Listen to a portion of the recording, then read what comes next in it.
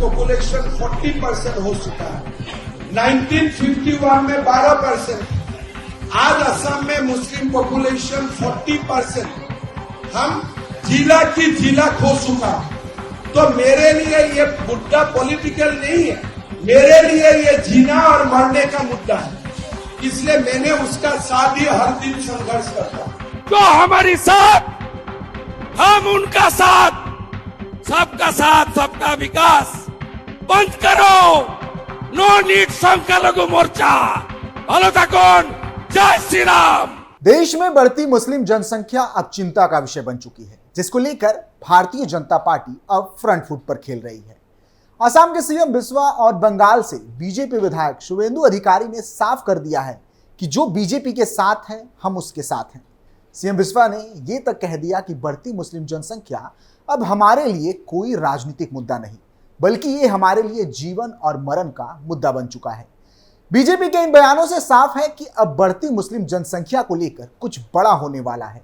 CM Biswa और शुवेंदु अधिकारी ने अपने भाषणों में साफ कर दिया है कि सो कॉल्ड मुस्लिम अल्पसंख्यक समाज जो बीजेपी से नफरत करता है, जो बीजेपी को वोट नहीं देता लेकिन सरकार की सारी योजनाओं का लाभ उठाता है, उसके लिए हम कुछ क्यों करें।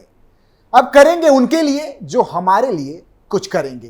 तो चलिए इन बयानों को गंभीरता से लेते हुए इसे समझने की कोशिश करते हैं और समझते हैं कि बीजेपी के उन इशारों को जो सरकार मुसलमान को देना चाहती है।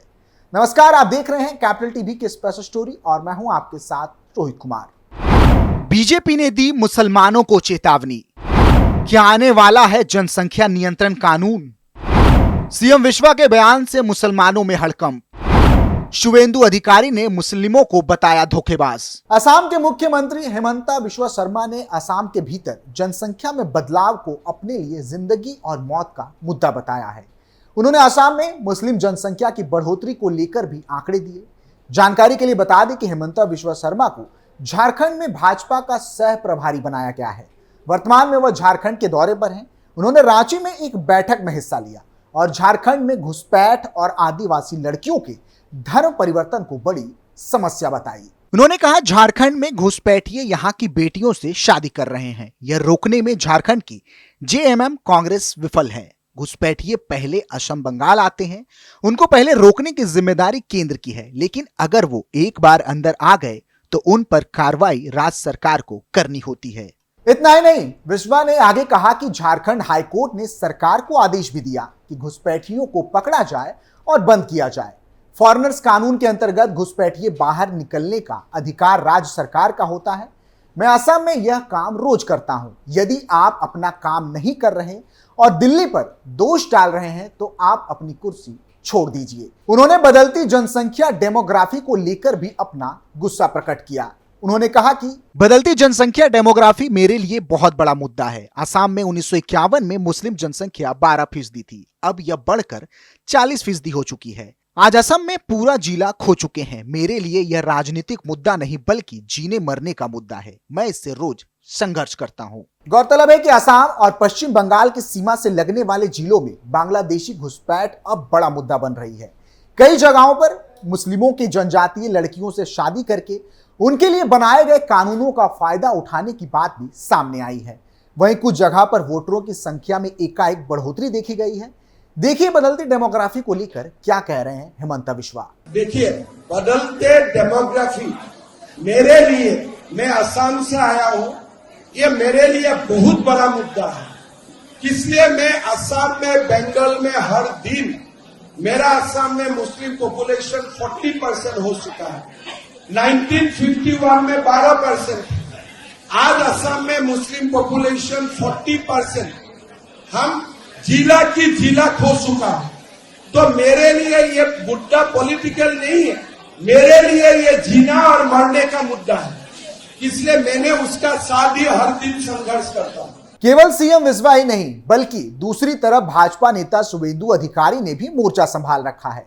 पश्चिम बंगाल के भाजपा कार्यकर्ताओं को संबोधित करते हुए अधिकारी ने खुले तौर पर बीजेपी को वोट ना करने वाले और इनकी योजनाओं का लाभ उठाने वालों को रडार पर लिया है और एक खुली चुनौती दी है। उन्होंने कहा कि हम अब राष्ट्रवादी मुसलमानों के विषय में बात करते थे और कहते थे सबका साथ सबका विकास। अब और नहीं, अब जो हमारे साथ उसके साथ हम। अब अल्पसंख्यक मोर्चा की जरूरत नहीं है, सबका साथ सबका विकास बंद करो। और क्या कुछ कहा शुभेंदु अधिकारी ने, देखिए। আর বলবো, আমিও বলেছি রাষ্ট্রবাদী মুসলিম, আপনারাও বলেছেন সবকা সাথ সবকা বিকাশ। আর বলবো না, বলবো जो हमारी साथ हम उनका साथ, जो हमारी साथ हम उनका साथ, सबका साथ सबका विकास बंद करो। नो नीड সংখ্যালঘু মোর্চা। ভালো থাকুন।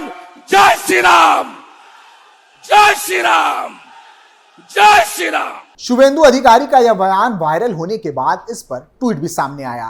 उन्होंने कहा, मेरे बयान को गलत संदर्भ में लिया जा रहा है। मैं साफ तौर पर कहता हूं कि जो राष्ट्रवादी हैं, इस देश और बंगाल के लिए खड़े हैं, हमें उनके साथ होना चाहिए।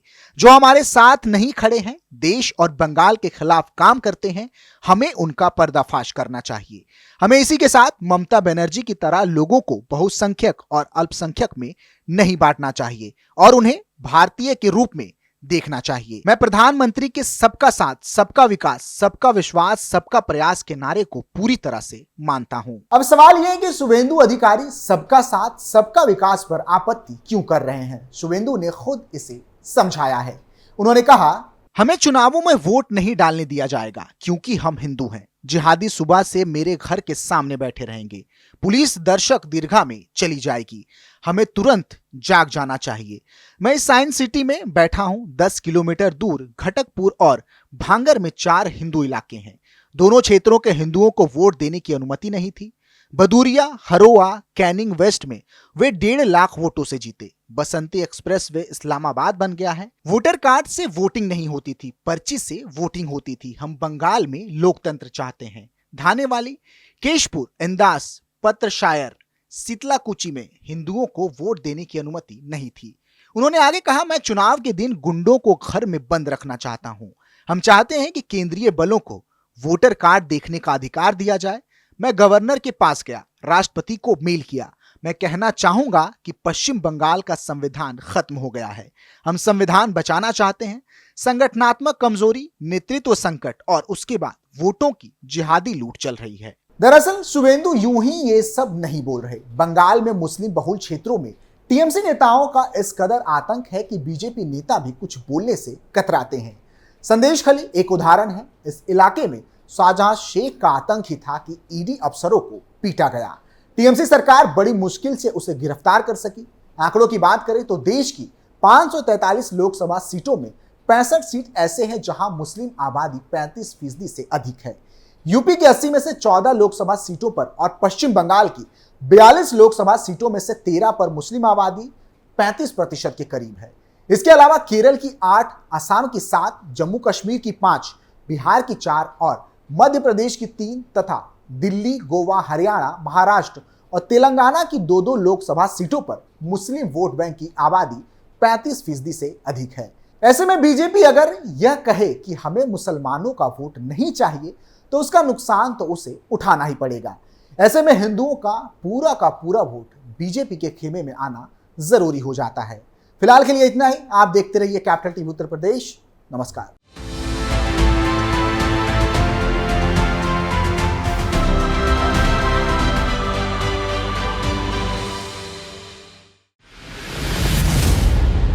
मैं राजनीति करता नहीं, पर राजनीति को बहुत गहरे तक समझता हूं। मैं लोगों के बीच रहता हूं, लोगों के मन को अच्छे से जानता हूं।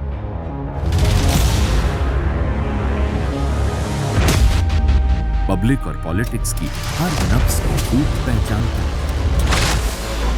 संघर्ष की सियासत से सत्ता के सिंहासन तक मैं हर खबर से खरा सच निकालता हूं। ना कोई दौड़, ना कोई race. Capital TV, Uttar Pradesh.